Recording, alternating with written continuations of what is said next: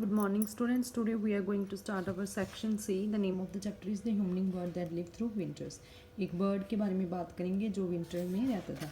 If you found any injured birds outside your homes or schools, what would you do? अगर आप किसी birds को अपने school या घर के बाहर देखते हो तो आप क्या करोगे. तो ये इस स्टोरी में हम इसके बारे में पढ़ेंगे. There was a humming bird once which in the winter did not leave its neighborhoods in the Fresno California. तो ये कैलिफोर्निया के में एक बर्ड था, उसके बारे में बता रहे हैं. I will tell you about it. Across the street lived old Hackens was almost blind. He was past 18 and his wife was only a few years younger. तो एक स्ट्रीट में ओल्ड डेक्रन नाम का एक आदमी रहता था जो ब्लाइंड था और उसकी एज थी 18 के नियर. तो उसकी वाइफ जो थी उससे जंगर थी. They had a little house that was neat inside as was ordinary outside. वो घर से तो मतलब बाहर से तो बहुत अच्छा था, लेकिन आप अंदर से अच्छा था, बाहर से ऑर्डनरी था. Expect the old gardens. उसके बाहर एक गार्डन था which was the best thing of its kind in the words. Plants, bushes, trees, all strong in the sweet black north earth. Most guardians was the old. तो ये सारी चीज़ें उस person ने ग्रो की हुई थी. All things from the sky loved this spot in California, poor neighborhood, and the old Deccan loved him. तो ये सारी चीज़ें उस ओल्ड पर्सन को बहुत अच्छी लगती थी, मतलब वो प्लांट्स वगैरह ग्रो करता रहता था. One freezing Sunday in the date of the winter as I come from the Sunday school. तो ये संडे की बात है जब वो स्कूल से आ रहा था. I was the narrator. I saw the old dragon standing in the middle of the street trying to distinguish what was in his hand. तो वो ब्लाइंड था लेकिन उसको ये नहीं पता था, वो हाथ में उसको रख के उसको मतलब डिस्टिंग्विश मतलब पहचानने की कोशिश कर रहा था कि उसके हाथ में क्या है. Instead of going in to our homes house to the fire as I wanted to do, I stood on the steps of the front porch and watch the old man. तो वो घर जाने की बजाय फ्रंट पोर्च में बरांडास में खड़ा होके, ठीक है, मतलब जिसे हम लॉबी वगैरह कह देते हैं, उसमें खड़ा होके वो उस पर्सन की तरफ देख रहा था. He would turn around and look upward at his trees and then back to the palms of his hand. वो ट्रीज की तरफ देखता था, फिर अपने हथेली की तरफ देखता था. He stood in the street for at least 2 minutes and then at last he came to me. वो 2-3 मिनट के लिए वहाँ खड़ा रहा, फिर वो उसके बॉयज़ के पास आया और उसे पूछने लगा कि मेरे हाथ में क्या है. तो उस पर्सन नरेटर ने बताया कि इट वॉज ए ह्यूमनिंग बर्ड्स, मतलब चिड़िया है. आई sad half in English and half in American. उसने आधा इंग्लिश में और आधा अमेरिकन लैंग्वेज में कहा. Because exactly I said in English because उसको उसका नेम ह्यूमनिंग बर्ड को अमेरिकन में क्या कहते हैं उसे नहीं पता था. What is that old Arkansas. उसने दोबारा पूछा पर ओल्ड पर्सन ने कि ये क्या है.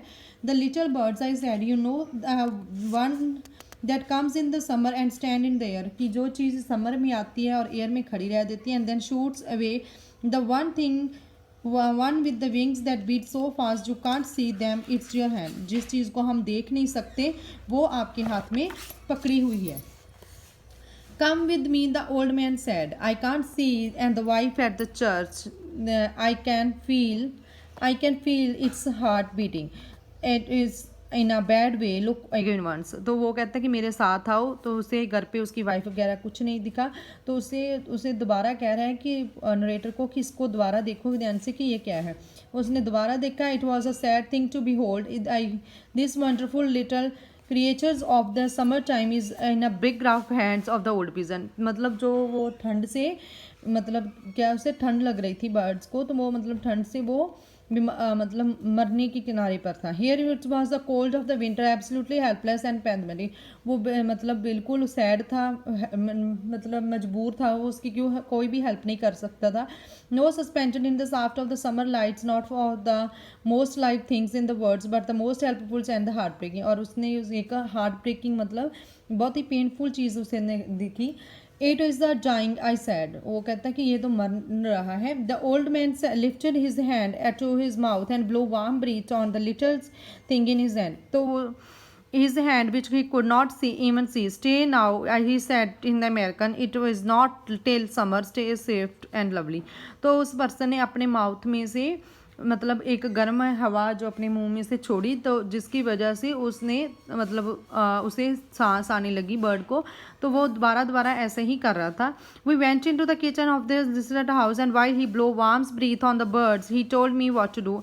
तो बाद में वो उसके घर में किचन में चले गए, तो वहाँ पे उसने उसको बताया कि आपने क्या करना है। उसने कहा कि put a table spoon of honey over the gas fire, कि आग के ऊपर एक हनी का टेबल स्पून रखो, ठीक है, और धीरे धीरे उसको मेरे हाथ पे डालो, तो ध्यान रखिए कि ये बहुत ज़्यादा गर्म ना हो।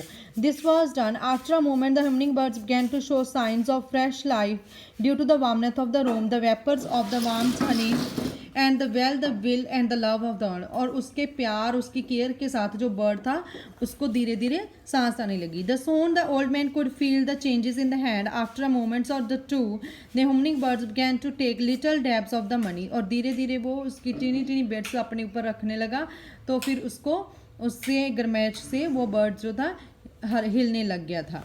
It will live the old man announce stay and watch. वो कहता है कि ये देखना, तुम देखते जाना, ये जिंदा हो जाएगा। The transformation was incredible. जो उसके में चेंजेस आ रहा था वो अनबिलीवेबल था। The old man kept his hands open and I accepted that the helpless birds to shoot upward. His hand suspended itself in the space of scare a life out of me, which is exactly what happened. The new life of the little bird was magnificent. तो उसको दोबारा जो था जीवनदान मिल गया था. It spun about in the little kitchen, going to the windows, coming back to the heat, suspending circles at it was a summer time and it had never better if in its whole time. तो वो दोबारा kitchen की Windows में जाके दोबारा अपनी body को जो बर्ड था वार्म करने के लिए दोबारा आ रहा था. The old man sat on the plain chairs, blind but attentively. He listened carefully and tried to see, but of course he could not. तो वो एक चेयर पे बैठ के उस चीज़ को देखने चाहता था, बट वो ब्लाइंड होने के कारण ये चीज़ें देख नहीं सकता था. तो he kept asking me about the birds, how it seems to be, whether it showed sign of weakening again, what is its spirit, was it whether or not it was appeared to be the restless I keep describing. तो वो narrator से बार बार पूछ रहा था कि जो भी वो बर्ड्स मूवमेंट कर रहे हैं वो उसको बताता जाए. When the bird was restless and I wanted to go to the old man said open the window. जब उसको लगे कि जो बर्ड से वो मतलब रेस्टलेस हो जाते थे तो दोबारा फिर वो विंडो ओपन कर देता था. Will it live? I asked. It is alive now and I want to go. He said open the window. वो कहता है कि अब वो ये जिंदा हो गया, अब मैं जाना अपने घर जाना चाहता हूँ. वो कहता है कि अब खिड़की खोल के चले जाओ. I opened the window. Hummingbird was trained about 3 here and there flying. Feeling the cold from the outside, suspended itself in the area of the open window, staring this way and that, and then it was gone. तो वो फिर window जब उसने open कर दी वो bird इधर उधर भटकने लगा, तो फिर बाद में वो चला गया. Close the window, the old man said.